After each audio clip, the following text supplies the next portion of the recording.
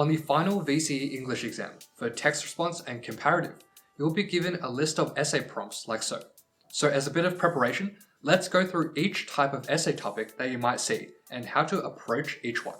An essay topic generally contains two parts, our prompt and our question stem. Let's first have a look at the question stem, and this is usually the second part of an essay topic. For example, phrases such as do you agree, to what extent do you agree, or discuss. Now, no need to complicate it, I would write the exact same essays regardless of what the question stem was. For example, if it was discuss, you could just say, discuss what extent do you agree. If it was do you agree, well you could say, I agree to some extent. So they are basically all the same.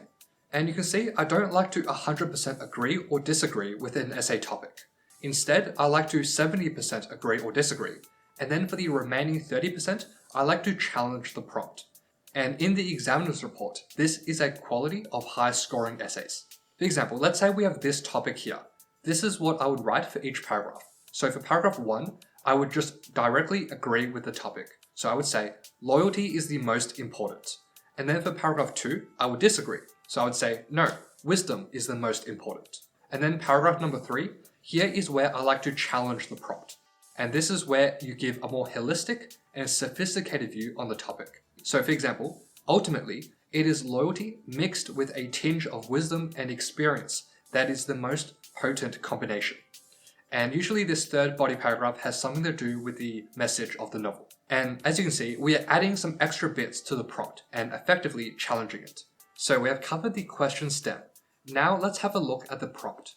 And this is usually the first part of an essay topic. And the prompt can be split into the following categories. So first is themes, and this is an example essay topic. For theme-based prompts, these are the most common, and they're my personal favorite since you can talk about a broad range of things. So as long as the idea relates to the theme, in this case it's loyalty, then you can talk about it. And you won't be restricted about what characters or what techniques you can talk about.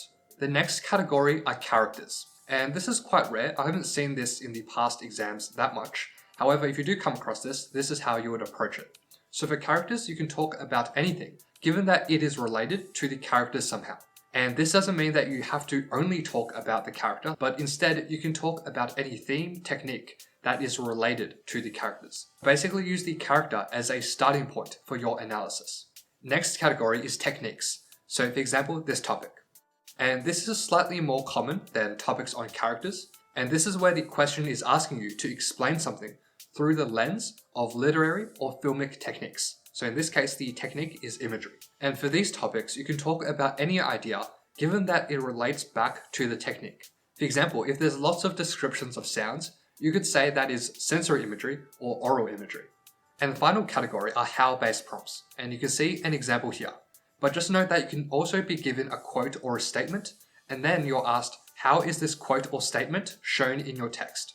Now for these prompts, you need to specify exactly how this idea is shown. So for example, you could say things like, it is through the symbol of the heart that the author captures the importance of loyalty. So it's essential that we're answering the how part.